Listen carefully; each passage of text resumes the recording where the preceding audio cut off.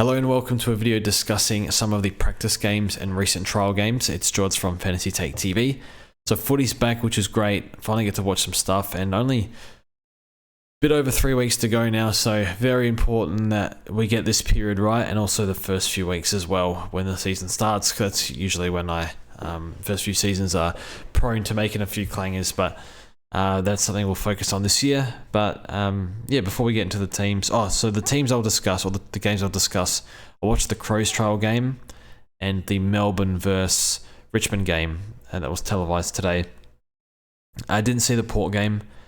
Apparently Jace Burgoyne was okay, could be best 22, and the four mids all sort of played a little bit forward, and Drew a bit on the wing, and then Sweet is behind Soldo, clearly it seems, so unfortunate, but that's what I've read, haven't watched it. And then who was the other one? North. So apparently Lazaro played well. North Melbourne's midfield right now, it's a bit uncertain. I think they're going to back in the kids. Which kids, I'm not too sure, but it sounds like they want to play Simpkin in other roles, still play in the midfield, but play other half forward or wing or whatever. Shees will half back. David King sort of backed that up on Twitter, so it looks like he's going to stay halfback for the time being, and that's enough for me. So, not sure Fisher will be best 22. So I've got those two in, and then these free slots here, I'm not too sure what I'm going to do with them, but yeah, those are the takeouts there. I think, yeah, Taron Thomas is out for a bit, most likely with the potential suspension, and yeah, we'll see how Power and Phillips and whatnot go, but before we get into the teams, these blank spots, I don't have Matt Crouch at the moment, and I had to get rid of Trezise, not best 22, but not too sure how I want to run this just yet. So I think my most recent one was, yeah, I've got Gibcus and Dow. I'm not sure I want to run a key position defender D6. I think you could do worse, and I'm open to it, but I'd rather something a bit stronger in that position. All the way up to Dacos is pretty steep given the amount of defenders I have. So, still looking at Matt Crouch and Amon in the midfield. We'll touch on Matt Crouch soon. And yeah, so a few little changes here and there, but we'll see. So, I think Caulfield as well. Not sure he's best 22. I know DR did a good video with someone from Inside the Kennel, which is a good YouTube channel for dogs intel. So, sounds like he might not play, which is not surprising, but also a little bit concerning. But you never know, there's still time for him to make the team. So we'll see on Caulfield, but yeah, not confident in him. So yeah, so first we'll go over the Hawthorn injuries. So this wasn't televised, I don't think, this game, or streamed from memory. No, I don't think it was, but yeah, CJ's done a hamstring. Blank's done his ACL. That's a disaster, because we think about they tried to get Radically and Ben Mackay in the trade period, way overpriced to pay for them. So Hawthorn opted no, back in their kids. And now losing Blank, so they're going to be stretched pretty thin there. But Sicily did say in an interview, either yesterday or today, they've got Weddle, played a little bit of key position last year. He's pretty tall, 195. Jai Sarong's had a growth spurt apparently, so maybe he can fill the role. They've still got Frost back there. And they've signed Ethan Phillips. So there are options there. And I think Sam Mitchell, I think people are quick to jump on and see the stats scores worse without Blank. But from around 2 months in last year, they understood that their best player and their captain needs to play that third tall. That's his role. Use him out of defense. Let him do whatever he wants. Float, intercept. Yes, there'll be tags. Maybe Amon eats into him a little bit. Maybe more kick-ins with Blake Hardwick going forward and stuff. So there's a bit of like pros and cons and here and there, but don't think you have to start him at all. But I just think they're going to accommodate for him and go out of their way so their best player can play in his best role. So I think I'm fine starting Sicily. Yes, he'll get cheaper, and he's dropped a bit in ownership as well. I think it was 39 when I saw it the other day. Now 35. So I wouldn't fret too much on Sicily. I don't think a lot will change. I think if there are injuries though, that's a bit of a worry, because their hand might be forced. But there are players that will go through there, so that can play them. So yeah, Ethan Phillips, I mentioned before, he's the SPP signing.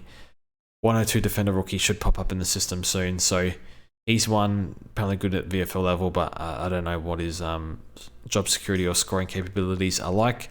But apparently he did do, I'm not doing the survey, apparently he did a good job on Mitch Lewis. So one to monitor. And Dylan Moore, glandular fever. I have had glandular fever and it's not fun. Can linger very badly. So hopefully that doesn't happen. But I don't think anyone was considering Moore anyway. I think a bit of talk about rotating a little bit wing and half forward and whatnot. So don't like the wing talk. So that's that. Connor McDonald sort of played everywhere as well. So I think he's going to be a watch. So that is Hawthorn. I'm still on the Sicily pick. Yeah, these change. I don't think I mentioned Thompson Dow. We'll get to him after. I liked his game, but still there's a bit of water to go under the bridge. But yeah, we'll finally get into the actual practice games that I watched. And the first one is the Crows. So I think the starting midfield was Crouch, Dawson, Rankin, I think Rochelle. Those were the four, but they were switching teams a lot. Like I think Berry was on the A team for half the game. Pedler was like switching sides too. So there's a lot of names to go through there. And until we see practice games, I'm not certain what the Crows CBAs look like. Laird was on radio on SEN about a week ago saying the main three are him, Dawson and Crouch, and then a whole bunch of other guys to run through there. He mentioned Rankin, who thought he was good. I think he started, I barely saw him for the first quarter and a half, but had a few clangers. I think he gave away 250s as well. But after that, he was really good through the middle of the ground. Sounds like it's more high half forward than centre bounce, like pushing up to stoppage for Rankin. So I guess it's a watch if he does get the CBAs, but I'm not sure he does. But yeah, so yeah, Laird didn't play, was at a wedding. So the Crows midfield mix, long story short, we're just still trying to get a read on what it exactly looks like and which kids are going to go through there and how much. Matt Crouch, I think the concern with Crouch is not so much the kids. I know Ebony Marinoff was on the commentary and she did say, I don't know if she said at all times, but mentioned that they want one of Rochelle or Rankin through the midfield. Just adds a bit of X factor or spark through a bit of pace through the midfield. So that's a slight concern, I guess, for all the Crows mids. And then Sam Berry, I thought played well. It's interesting. I saw a report that said he played poorly for the yellow team when he played on both sides equally, I think, or at least half the game he was on the A team. So got to be careful with your watching review or reading reviews out there. My reviews aren't always perfect, but just, yeah, there is wrong information out there. Just a note, but I thought Berry was really good. I thought he was better than Crouch, and he's had a really good summer from what I've read. But he also had a really good summer last year, and it didn't turn out. So Berry's 220k. I'm not saying pick him. I'm just saying how I can see him forcing his way into the best 22 because I think Schoenberg played with Dawson, Crouch, and Laird all together as like the fourth mid later in the year. I think that'll switch over to one of the kids, or it could even be Berry. But yeah, for team balance, I don't know how he fits in with Laird and Crouch. So I'm still highly considering Crouch. He didn't do himself any disservice. Thought he was solid. Wasn't outstanding, but he was solid. It's a practice game. But just to flag who are the Crows mids, what the CBAs look like. I have been very big on Crouch and slight panic button hit. But we'll see what happens. So I still think he'll definitely play and get lots of mid time, but we'll see. Rochelle wasn't. I didn't think he had his best game. Seen some reports saying he played great. I didn't really see it, to be honest. I want to see a bit more from Rochelle. Pedler, I thought couldn't get near it in the midfield, but was good in the forward role, and yeah, just hasn't shown that fantasy game just yet. If it comes, so that's 300k in the forward line, more mid time apparently. So one to watch, but I didn't see it. And the last one is Dan Curtin. So Curtin, the Crows' defense, how they line up, I'm not exactly sure. I know they've got three flankers and Worrell as the third tall, which means I don't know where that leaves Dan Curtin. He played key position. Like when he got the ball, he was good and he reads it well and yeah, moves really well. You can notice for a big guy, that's everyone's saying he moves so well for a big lad, but played key position. I don't think he'll play key position in the real stuff, but played on Taylor Walker. So I don't know if he comes off the bench, if like a flanker moves to a wing a bit more. I don't know. Could he even rotate on the wing? I don't know where he fits in at the moment, but they want to play him and they like what they see. But it's just what role is it going to be, and I don't know where. I doubt he'll play key position. Defensively, he got like Taylor Walker's got 10 years on him and however many kilos. So and Curtin's also hasn't been fully fit, so he did the job on Curtin. But yeah, I'd like to see him in like a third tall role, or flanker role. But they're just the spots are taken at the moment. Maybe if Miller, he's injured at the moment, if he doesn't play, maybe he could take that spot. But just to monitor, I don't have Curtin at the moment, but I just want to see the role first. And that's the Crows. So that's the boys. And we'll switch to Melbourne and Richmond. I'm just going to talk over this, my team here, so I'm not going to change anything. So you don't have to watch, just listen in if you please. But we'll start with Melbourne. Clayton Oliver and Petrarca. We'll start with Oliver. I'm not touching Oliver this year, no way. Work rate wasn't great. Clearly it needs more fitness. Did some great things at the centre bounces, like things like like Clayton Oliver, like just normal Clayton Oliver things, but at the same time, just not super fit enough. Pre-season's been just absolutely terrible you look at a lot of other mids are just flying in the preseason. The young guns, next gen's taken over. Still, like Petrarca looked unbelievable, and Dawson looked great as well. I don't think I touched on Dawson, but he looked fantastic in the midfield. So I'll just leave it at that. Bonds had a great preseason despite the interruption. There's so many guys flying in the preseason. And Oliver, you think about Sam Walsh last year, no preseason with the back issue. People that jumped on would have been just so frustrated. So for me, he's out for the whole year. I don't care. Oh, he's cheap after the buy. No, forget it. Maybe if he's super, super cheap and we have money issues or something, you could. But there's just too much risk. And I'd be shocked if he's a top 8 mid this year. Next year, we'll see. But not with this rubbish preseason. He's missed too much and he just didn't look super fit to me. Just didn't chase hard when he could have. It's a practice game, I guess, but yeah, I didn't love it. So he's a no, but we know at his best he's the king. Petrarca looked unreal. He was so good. Played more forward in the second half and cruised, but he's got this knack for just getting free of his opponent ahead of the ball, and he just allows him to get so many inside 50s and shots on goal. So I think the role was a bit of concern. I know they played like Neil Bullen through the midfield a lot. So like midfield was kind of everywhere at the moment. So I don't know what capacity they want to use him in, like more forward or what's the forward time look like? Plus the bias. I think he's a pass, but if they came out and said full-time mid, I would be all over it, even with the buy, because I think he's going to explode this year. Even go to another level based on what I've been reading in preseason. But yeah, he just looked unreal, and we'll see how long Oliver's out for. Next player, I think we'll go straight to the cheap guys. We'll go to Jack Billings, and I liked Billings' game. You can see they recruited him because of like inside 50 kicking was a problem, and he just needed a fresh start, and that's what he brought. He works hard to get up, take some marks on the lead at half forward, which was really good. So mostly half forward, a little bit around stoppage. And yeah, he was able to hit a few good kicks. I think he had missed a shot pretty badly. For some reason, his shots on goal haven't been great over his career, but is a good inside 50 kick. Is he going to be a massive scorer? He's done 80 to 90 in this role multiple times, and I don't see why he can't do that again. So at his price, if you get 75 plus, you're happy, and I think that's probably his floor. He's should do more than that. So it's a tick for Billings, and he's in my team. I don't think he's been out since I realised he was a forward, so he's staying in. A few rookies now. Caleb Windsor, I thought was disposal was quite poor, but you can see there's something to work with there. With them, works really hard, was able to float back and help in defence a bit as well, just being a winger. Thought he started slow and really got going in the third quarter. So I liked his game. I think he'll definitely play. I know they had Hunter out, so I don't know how that leaves the wings because they got Langdon there too.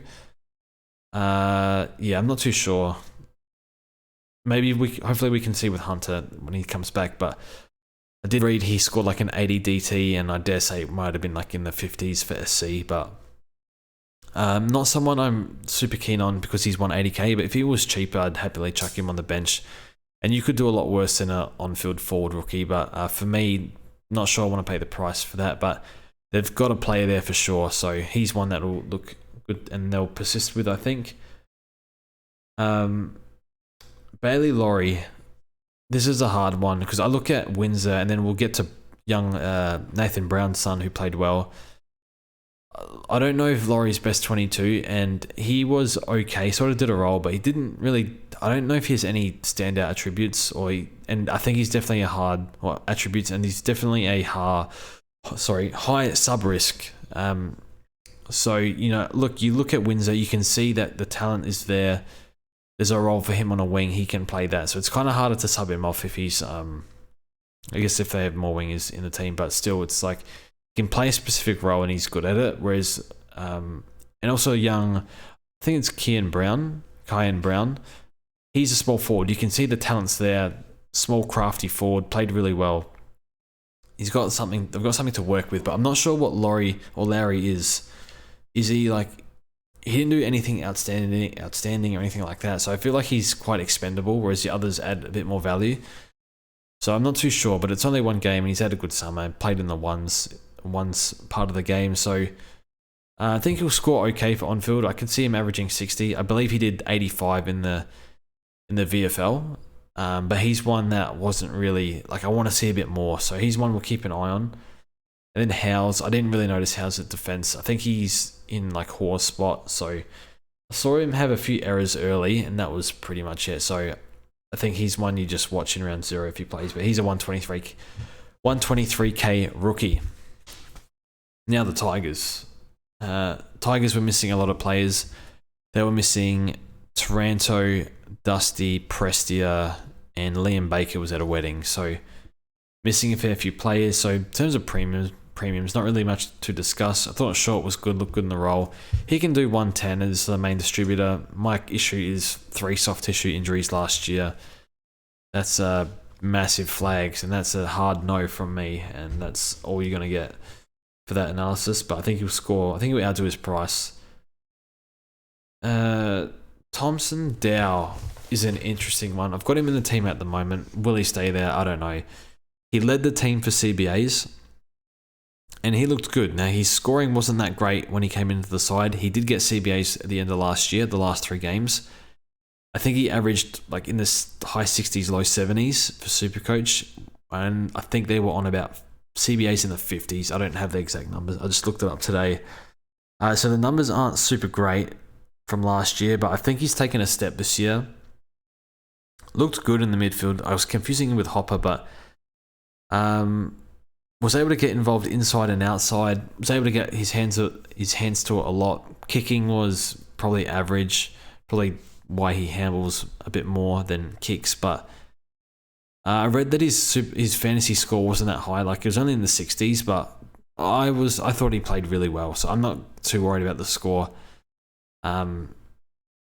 Certainly don't think like if he gets like a starting mid role, but obviously they have a few outs, then which it's possible. I think if Presti doesn't play or can't get fit, he's one like I wouldn't panic if you don't have him, but he's one that's nice to have because he might have a good role. But he's still a watch at this point. But I was impressed with him. He's definitely gone up my higher on the radar. So excited to see him, and we'll see him in round 0. Trezise didn't play, disappointing. I've got next one is Josh Gibcus. Thought he was good. Didn't get heavily involved. I think he came off either after 3/4 time or half time. Took a few nice intercepts. I can't remember if they how many tolls they played back there, so that's something we'll worry about in round 0. But I don't know about him on field. I'm like, whatever. I'd rather something better here. But I think he's going to play. Him and Zach Reed. That's their future key position.